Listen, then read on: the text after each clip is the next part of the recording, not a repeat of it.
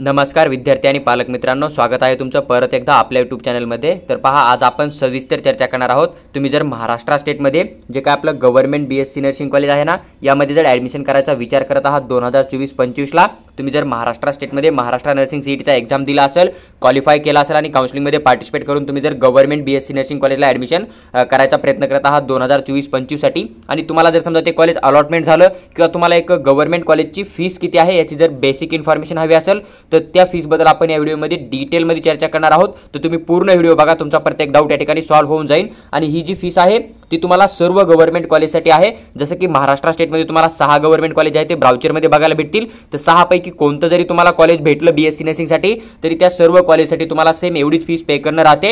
ही गोष्ट तुम्ही लक्षात घेऊ शकता। फक्त जे काय सेमी गव्हर्नमेंट कॉलेज राहतात बीएससी नर्सिंगचे त्यांची कॉलेजनुसार वेगवेगळी फीस राहते, ही पण गोष्ट तुम्ही लक्षात घेणं खूप गरजेचं आहे। आणि सर्व कॉलेजचं फी स्ट्रक्चर मी एक डिटेल व्हिडिओ टाकला आहे, तो तुम्ही व्हिडिओ चेक करू शकता। तुम्हाला बीएससी नर्सिंगच्या प्रायव्हेट किंवा सेमी गव्हर्नमेंट कॉलेजच्या फीसची पण आयडिया लागून जाईल। तर पहा, गव्हर्नमेंट बीएससी नर्सिंग कॉलेजची फीस बघितली आपण तर आपल्याला या ठिकाणी कोर्स मेन्शन केला आहे, बीएससी नर्सिंग बघायला मिळतं। आणि ॲन्युअल ट्युशन फीस जी आहे ना, पर ॲनम म्हणजे प्रत्येक वर्षी तुम्हाला जवळपास 21,000 रुपये जी आहे ती ट्युशन फीस पे करणं पडते। ही गोष्ट तुम्ही लक्षात घेऊ शकता। पण एक ट्युशन फीसमध्ये तुम्हाला स्कॉलरशिप दिली जाते। तर आता कॅटेगरीनुसार स्कॉलरशिप कशी मिळते ते मी तुमच्याबरोबर शेअर करत आहे। सर्वात अगोदर जर समजा तुम्ही एससी किंवा एसटी कॅटेगरीमध्ये येत आहे तर तुम्हाला ही ट्युशन फीस 0% पे करणं राहते, म्हणजे तुम्हाला या ठिकाणी एकही रुपया अमाऊंट पे करायची गरज नाही आहे, ही गोष्ट लक्षात घ्या। त्याचबरोबर गव्हर्नमेंट कॉलेज असल्यामुळे तुम्ही जर समजा बाकी ऑदर ज्या कॅटेगरी येतात, जसं की तुम्हाला एक एसबीसी कॅटेगरी बघायला भेटते किंवा ओबीसी कॅटेगरी बघायला भेटते किंवा मग तुम्हाला फीजे एनटी कॅटेगरी बघायला भेटते। एनटीमध्ये तुम्हाला एनटी बी, एनटीसी या तिन्ही कॅटेगरी बघायला भेटतील।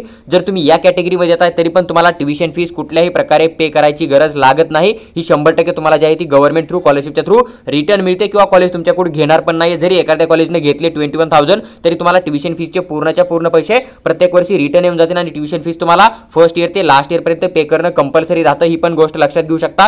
या जेवढ्या कॅटेगरी मेन्शन आहेत ना, या सर्व कॅटेगरीसाठी ट्युशन फीस गव्हर्नमेंट पे करतं। फक्त या ज्या रिझर्व्ह कॅटेगरी आहेत या ठिकाणी मेन्शन केल्या तर यांची इन्कम 8 लाखापेक्षा कमी हवी। एससी एसटी कॅटेगरीला कोणतंच इन्कमचं बंधन नाहीये, ही पण गोष्ट तुम्ही लक्षात घेऊ शकता। त्यानंतर तुम्हाला ऑदर रिझर्वेशन बघायला भेटतं, जसं की तुम्हाला ईबीसी किंवा ईडब्ल्यूएस किंवा मग तुम्ही जर एसीबीसी मधून काउन्सिलिंग करणार आहे तर देन तुम्हाला ही जी फीस आहे ती 50% पे करावी लागते। बाकी 50% तुमची जी आहे ती गव्हर्नमेंट पे करतं, म्हणजे 21,000 मधली तुम्हाला अर्धी फीस जी आहे ती कॉलेजमध्ये पे करावी लागेल। अर्धी तुम्हाला स्कॉलरशिप थ्रू जी आहे ती रिटर्न दिली जाते किंवा मग तुमच्याकडून घेतली पण जाणार नाही आहे, ही गोष्ट लक्षात तुम्ही घेणं गरजेचं आहे। त्यानंतर जर समजा तुम्ही ओपन कॅटेगरीमध्ये येता, तुमच्याकडे महाराष्ट्र स्टेटचा डोमासाईल सोडून कोणताही डॉक्युमेंट नाही आहे, देन तुम्हाला 21,000 पूर्ण फीस पे करावी लागेल। किंवा तुम्ही एसीबीसी कॅटेगरीमधून येताय, ओबीसी मधून येताय, फीजेमधून येताय, एनटीबी, एनटीसी, एनटीडी मध्ये येत आहे आणि तुमची इन्कम जर 8 लाखाच्या वरती असेल किंवा अदर बॅकवर्ड क्लासेसमधून येत आहे तुम्ही किंवा एसीबीसी स्पेशल बॅकवर्ड क्लासेसमधून येत आहे, देन तुम्हाला जर इन्कम 8 लाखाच्या वरती असेल तर तुम्हाला हे 21,000 पूर्ण फीस पे करावी लागेल। तुम्हाला कुठल्याही प्रकारची स्कॉलरशिप जी आहे ती दिली जाणार नाहीये, ही पण गोष्ट तुम्ही लक्षात घेऊ शकता। त्यानंतर जर समजा तुम्ही थोडे खाली आले तर तुम्ही ट्युशन फीस जर सोडली तर तुम्हाला बाकी अदर फॅसिलिटीची काय फीस बघायला भेटते, जसं की तुम्हाला ॲडमिशनची फीस द्यावी लागते, 1,500 रुपये आहे। At the time of admission तुम्हाला पे करणं पडते आणि कोणत्याही कॅटेगरीचा विद्यार्थी असो त्याला या ठिकाणी 1,500 रुपये पे करणं कंपल्सरी आहे।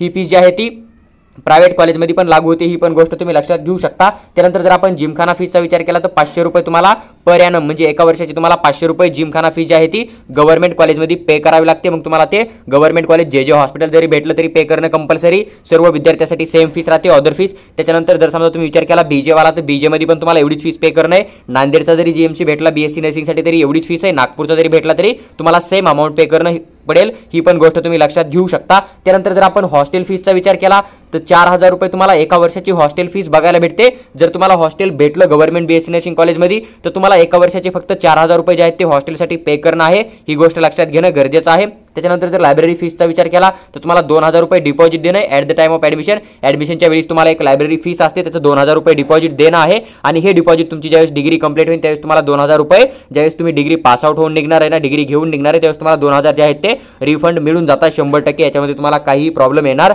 नाही।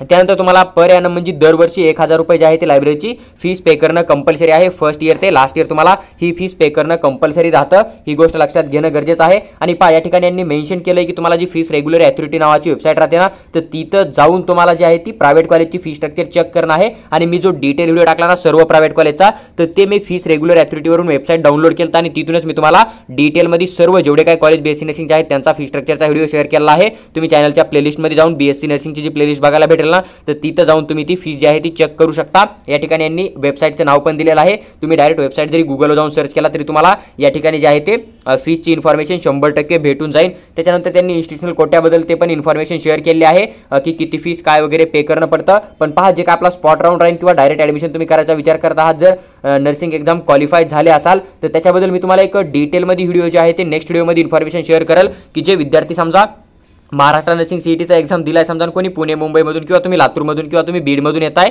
किंवा मग तुम्ही एखादा समजा डिस्ट्रिक्ट आहे जसं की चंद्रपूरमधून येत आहे आणि तुम्हाला समजा पर्सेंटाईल कमी आहे किंवा तुम्हाला पर्सेंटाईल खूप जास्त आहे, पण तुम्हाला असं वाटतं की तुम्हाला तुमच्या नियर बाय किंवा तुमचं जे कॉलेज आहे फेवरेट तुमच्या सिटीमध्ये ते मिळत नाही आहे, तर त्या ठिकाणी तुम्हाला डायरेक्ट जाऊन ॲडमिशन करायची संधी आहे का नाही, स्पॉट राऊंड होणार आहे का नाही, त्याची एक सविस्तर माहिती मी तुम्हाला पुढच्या व्हिडिओमध्ये देईल. जर स्पॉट राऊंड झाला तर त्या ठिकाणी काय रूल राहतील, ॲडमिशन कसं करणं पडेल, सविस्तर जी आहे ती चर्चा आपण पुढच्या व्हिडिओमध्ये करूया. तर तुम्ही चॅनलला सबस्क्राईब करून नक्की आमच्यासोबत जोडून राहा. त्याचबरोबर तुम्हाला जर समजा आमच्याकडून पेड काउन्सिलिंग करून घ्यायची असेल तर आमचा पेड काउन्सिलिंग कोर्स आहे. तुम्ही व्हॉट्सअपला मेसेज टाका, आम्ही तुम्हाला पेड काउन्सिलिंग बद्दल सविस्तर माहिती देऊ. त्याचबरोबर जर तुम्हाला माझ्याबरोबर कॉलवर बोलून तुमचा प्रत्येक डाऊट जर सॉल्व्ह करायचा असेल किंवा व्हॉट्सअप मेसेजवर येणारी प्रत्येक अपडेट हवी असेल किंवा टॉप 50 कॉलेजची लिस्ट हवी असेल तर आमचा एक पर्सनल गाईड कोर्स आहे ज्याचा की एक 500 रुपये चार्ज तुम्हाला बघायला भेटतो. तर आम्ही तुम्हाला आत्तापासून ॲडमिशन प्रोसेस क्लोज होईपर्यंत तुमचा कॉल घेऊन तुमचा व्हॉट्सअप मेसेज तुम्हाला 100% 100% एकदम परफेक्टली गाईड करू.